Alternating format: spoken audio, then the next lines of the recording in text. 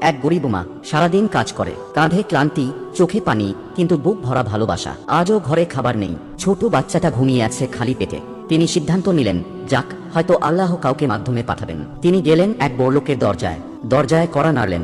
বড়লোক বললেন, কি চাই তোমার? মা বললেন, আমার সন্তান ক্ষুধার্ত, একটু চাল বা রুটি পেলে আজকের রাতটা কাটিয়ে দিতে পারি। বড়লোক মুখ ঘুরিয়ে বলল, আমার অতিরিক্ত কিছু নেই, যাও এখান থেকে। মা চুপচাপ ফিরে এলেন, কোনো অভিযোগ করলেন না, শুধু আকাশের দিকে তাকিয়ে বললেন, হে আল্লাহ, তুমি আমার সন্তানের রিজিকের ব্যবস্থা করো, কারণ মানুষের দরজায় বারবার যেতে আমার ভালো লাগে না। আমি জানি তুমি সেরা রিজিক দাতা। রাতের বাকি সময়টা তিনি আল্লাহকে ডাকতে ডাকতে কেটে দিলেন। আর ঠিক সেই রাতেই বড়লোকের বাড়িতে আগুন লাগলো। অনেক ধন সম্পদ, আসবাব সব পুড়ে গেল। তখন সে আফসোস করতে লাগলো, হায়, আমি যদি সেই মায়ের জন্য সামান্য কিছু দান করতাম, হয়তো আজ আমার ঘর এমন ধ্বংস হতো না। দান করলে সম্পদ কমে না, বরং তাতে বরকত আসে। গরিবের দোয়া আর গরিবের কষ্ট কখন যে আসমানে পৌঁছে যায় আমরা বুঝতেও পারি না। আল্লাহ আমাদের সবাইকে দয়ালু ও উদার বানান, আমিন।